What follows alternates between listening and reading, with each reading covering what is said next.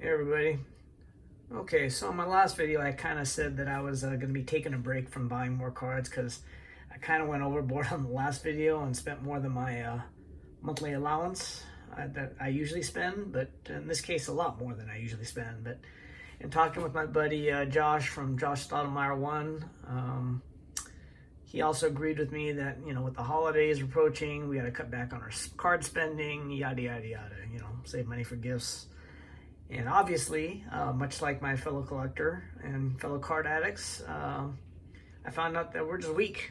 And the cards just seem to keep calling us.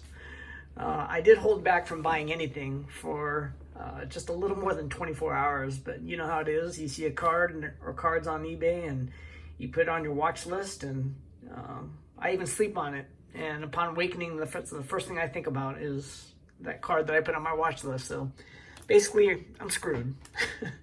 So I got these cards just from this past week. I now have to question every time my wife starts packing a bag to go see her folks, because whether or not she's going to come back or not. But I got this one. This is raw. The Panini Mosaic Justin Herbert, the rookie quarterback from San Diego Chargers, who got put in last minute due to Tyrod Taylor's injury. The 2017 Donruss Optic Deshaun Watson. This actually took a couple weeks for me to get, but I bought it before Houston went to 0-2, which I didn't really know was going to happen, but it happens.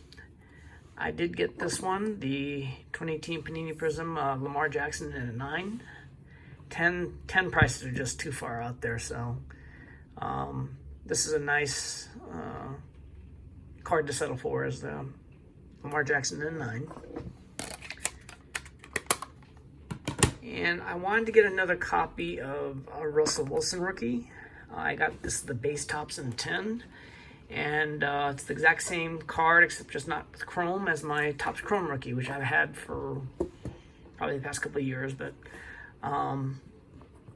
you know, you can still pick these up relatively cheap.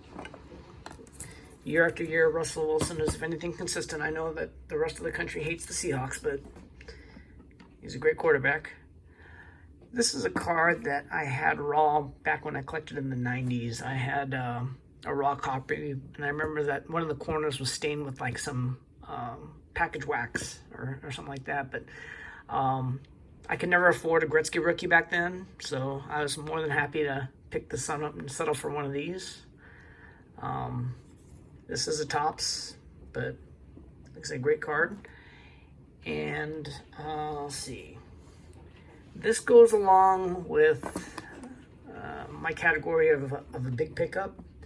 I used to find big pickups as any cards that are like over $500, because that would make me think twice, or at the very least I could sleep on it and decide on whether or not to pull the trigger. But I now define my big pickups as anything over the $1,000 mark, because that's when I can expect to knock on my man cave door and the wife wants to question what's this $1,000 that came out of our bank account.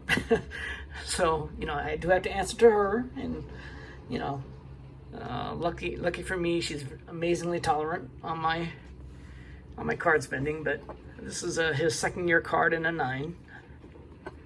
Pretty tough card to get, and a little pricey as well. And I'm sure I'm not the only one, but I've always wanted to get a copy of the Larry Bird Magic Johnson rookie with Julius Irving on there. But I've had it on my watch list for as long as I can remember, and the prices have just kind of gotten out of control lately. I do want a copy of a PSA 7 or 8, but the price is just too high at the moment. So I settled for one of these. This is Larry Bird's second year Topps. The first card that he had on his own in a PSA 9. And you can't have one without the other. And I also picked up the Magic Johnson second year card in a 9 as well. So, like I said, my little card buying diet lasted all the 24 hours, but I was really happy to get all of these. Really nice copies of these too as well. So, you know, if you hear from me next week, if my wife doesn't kill me, then, you know, I'll come out with a video yet next week. So, until next time, guys, thanks for watching.